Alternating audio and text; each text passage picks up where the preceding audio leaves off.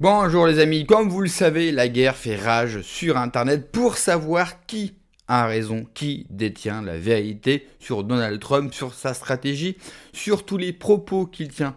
Vous le savez, à 11 heures, il peut vous dire vert et à midi, il peut vous dire rouge. C'est très compliqué, bien sûr, de suivre Donald Trump et ses derniers propos visant notamment le pape n'a vraiment pas plu. Mais Alexis Cosette, c'est vraiment l'homme qui tient dans la tempête, en tout cas comme soutien de Donald Trump. Lui dit et n'arrête pas de répéter qu'il comprend et qu'il est peut-être le seul à comprendre la stratégie de Donald Trump. Et il était justement l'invité de Toxin ce matin pour s'en expliquer. Mais juste avant de l'écouter, comme d'habitude, n'oubliez pas de vous abonner, le pouce, le commentaire, le partage, le boost de la vidéo.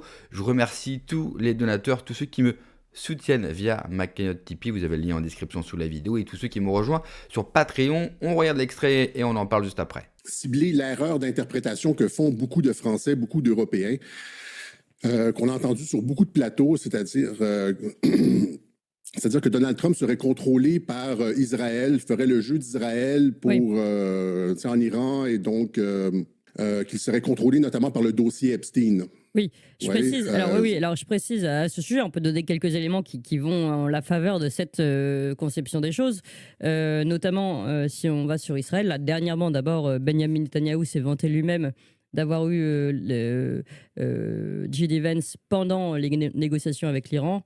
Au téléphone pendant 1 heure en disant je l'avais comme un ministre ici en contact pour suivre la négociation. Donc on se dit mais qui est le maître de qui et qui a poussé à cette guerre. Et je vais vous donner la parole. Hein. Et puis par ailleurs on a par exemple, et ça c'est quand même très important, Joe Kent qui a démissionné au moment de du déclenchement de cette guerre en disant, donc Joe Kent, je précise pour nos auditeurs, je sais bien que vous savez qui il est, donc l'ancien directeur du centre de l'antiterrorisme américain, qui a démissionné en publiant un tweet en expliquant voilà, je démissionne à cause de cette guerre en Iran qui n'est pour moi pas justifiée, notamment qui est le fruit du lobby israélien.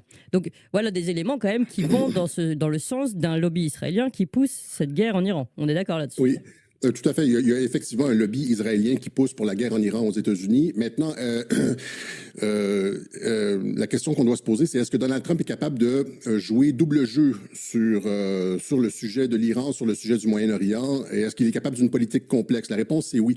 Mais avant d'aller plus loin dans le double jeu de Donald Trump, c'est-à-dire plaire d'une façon, plaire on pourrait dire, au lobby israélien, et tout en respectant son agenda de America First. Il est capable de faire les deux, c'est-à-dire que il veut effectivement ramener les troupes à la maison, se désengager du Moyen-Orient, tout en ayant les mains propres avec le lobby israélien et c'est-à-dire parce qu'il a besoin d'Israël, d'une façon ou d'une autre, il a besoin d'Israël pour signer la paix dans la région. C'est-à-dire si Israël n'est pas d'accord, il n'y aura pas de paix, il n'y aura pas d'élargissement des accords d'Abraham, etc. Donc il doit ménager la chèvre et le chou.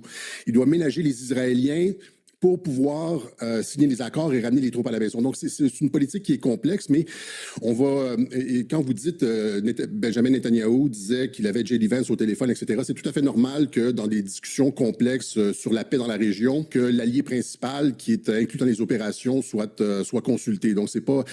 Mais prenons du recul. Comme je disais à Radio-Québec, essayons d'avoir une vision synoptique des opérations. Alors, adoptons la thèse de... Netanyahou contrôle Donald Trump à travers le dossier Epstein, etc.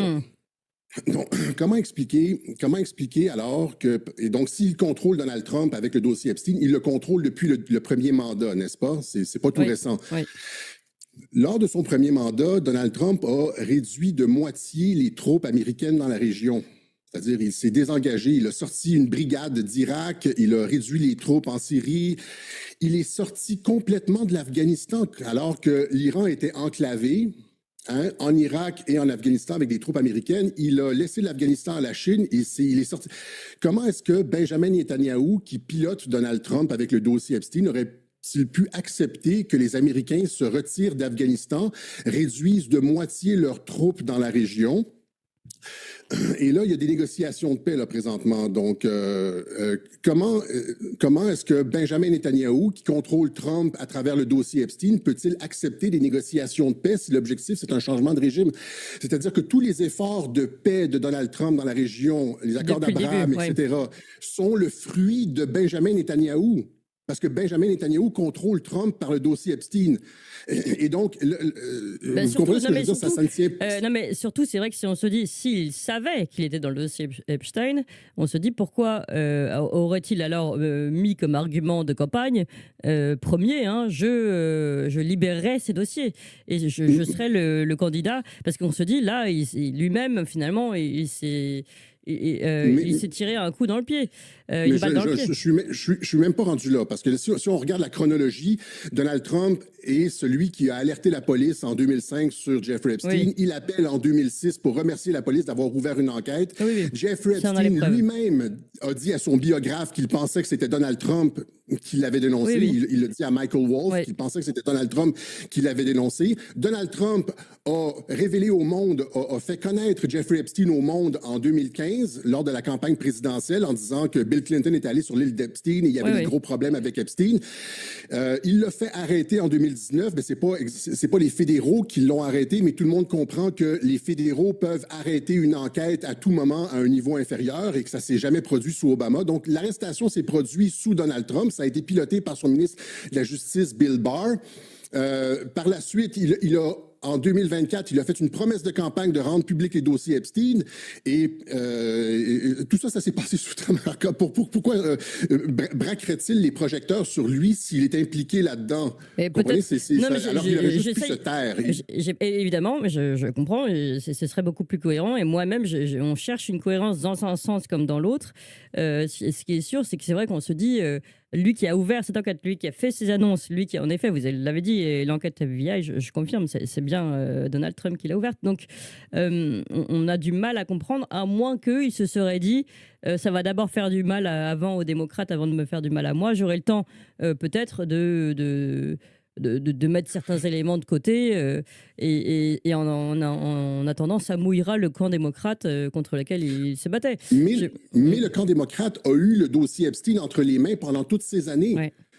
Et ils n'ont absolument pas jugé pertinent de l'utiliser, c'est-à-dire qu'ils ont été obligés, pour tenter de destituer Donald Trump, ils ont été obligés de créer une histoire de collusion avec la Russie. Ouais.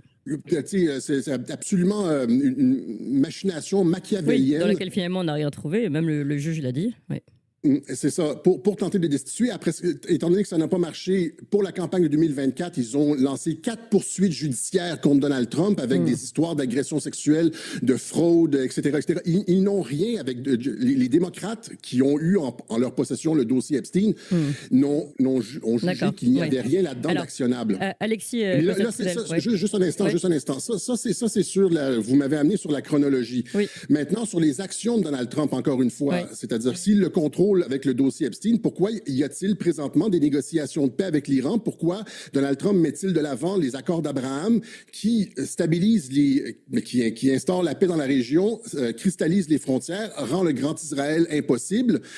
Pourquoi a-t-il ramené la moitié des troupes? Pourquoi a-t-il quitté l'Afghanistan? Donc, autant au niveau de la chronologie qu'on vient d'évoquer, qu'au niveau des actions de Donald Trump, il n'y a rien qui laisse présager qu'il a été contrôlé par Netanyahou avec le dossier Epstein. Si Donald Trump est contrôlé par Netanyahou avec le dossier Epstein, donc tout le crédit revient à Netanyahou pour la paix. Et donc, c'est plus le boucher de Gaza, c'est la colombe de Tel Aviv. Vous comprenez? C'est l'un ou l'autre. Oui, j'entends bien.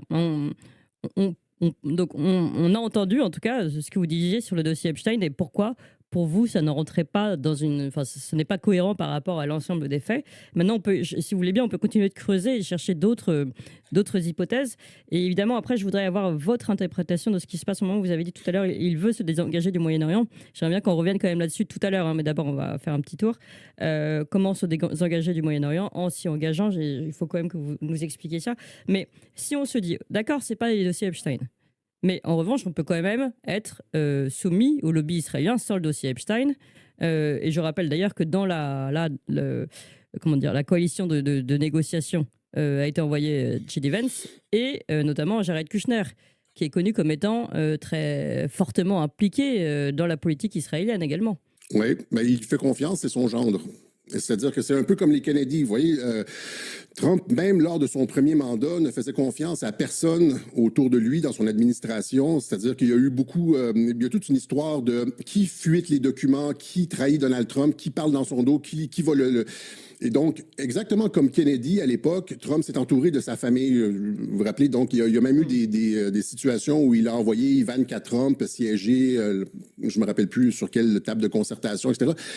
Il s'est entouré d'une garde rapprochée. Il fait confiance à Jared Kushner. Mais Jared Kushner, le truc, c'est que si tu veux... Ce que les gens doivent comprendre, c'est que si on veut la paix au Moyen-Orient, il faut impliquer les Israéliens. Si les Israéliens ne se sentent pas en confiance, ils ne vont jamais rien signer. Vous voyez, ils sont entourés de pays, dans leur perspective, de pays qui veulent leur faire la peau. Et donc, à partir du moment où tu veux amener les deux parties à une table de discussion, il faut que tu sois ami avec les deux parties. Il faut que les Israéliens te respectent et te fassent confiance, et il faut que les Iraniens ou le reste des pays de la région te fassent confiance. Si tu veux amener les deux à la table de discussion et avoir une poignée de main, il faut que la confiance règne. Et c'est normal de vouloir placer les Israéliens en confiance. Tous les arguments se tiennent. Sincèrement, on ne peut pas dire que les arguments qu'il avance ne tiennent pas. Moi, je ne vais pas rentrer dans le drama qu'on voit en ce moment, que je trouve ridicule, puéril. Par contre, il y a une chose que je note, que je retiens dans les paroles d'Alexis Cossette. Israël est le problème. Si je comprends bien, la vraie difficulté pour Trump, c'est de réussir à mettre Israël sur la table des négociations. Car, Cossette nous le dit, pour Israël, et c'est leur communication, ils sont entourés d'ennemis et tout le monde veut les anéantir. Bon, dans la réalité, on est quand même extrêmement loin de ça. Et en plus, vu les capacités militaires nucléaires d'Israël, je ne vois pas quel pays oserait réellement, dans un délire, anéantir et faire disparaître Israël, qui a les moyens balistiques et surtout nucléaires d'anéantir n'importe quel pays dans la région. Donc ça serait dramatique, fou, et ça n'aurait pas de sens. Parce qu'on sait très bien que du moment qu'Israël serait touché par des frappes importantes, les États-Unis les soutiendront. Par contre, il a raison, il faut vraiment faire comprendre à Israël qu'il faut qu'ils ont de bonnes relations avec leurs pays voisins. Et moi, je suis persuadé que si en tout cas, l'élite qui est au pouvoir change et qu'on mette une élite israélienne qui a vraiment à cœur de protéger leur pays et d'arrêter de faire passer leur pays et leur nation pour des fous totalement fanatiques, eh bien, il faut qu'ils soient en paix dans la région. Nous avons un retour, et ça c'est une excellente chose, du nationalisme arabe, c'est-à-dire la politique, les intérêts financiers, les intérêts commerciaux vont passer avant le dogme religieux. Et il faut qu'Israël arrive à ce même niveau, il faut qu'Israël arrête d'être dans la repentance, dans la haine. Le passé, c'est le passé, tous les pays ont souffert, tous les pays ont été envahis, tous les peuples ont été massacrés, et pour autant, nous ne vivons pas dans la rancune éternelle. Il faut avancer. L'avenir, il est devant. Il n'est pas derrière. Et ça, c'est réellement important. Mais je fais confiance pour le coup au peuple israélien qui, la plupart du temps, manifeste contre le pouvoir en place. Je pense que beaucoup d'Israéliens, on le voit en France, pas tous, mais beaucoup d'Israéliens, ont bien compris que la stratégie utilisée par leur pays aujourd'hui est en train de les nuire, est en train de les faire passer pour des monstres devant le monde entier. Alors qu'au final, qu'est-ce que réclament les pays dans cette zone, les peuples dans cette zone? De vivre en paix chez eux. Je pense que la plupart des pays arabes aujourd'hui peuvent être tout à fait sur cette ligne-là. Il ne manque plus qu'Israël. Mais pour cela, je pense qu'il faudra changer de régime. Merci d'avoir regardé la vidéo les amis. N'oubliez pas comme d'habitude de vous abonner, le pouce, le commentaire, le partage, le boost de la vidéo. Prenez soin de vous. Que Dieu vous protège. Allez, ciao.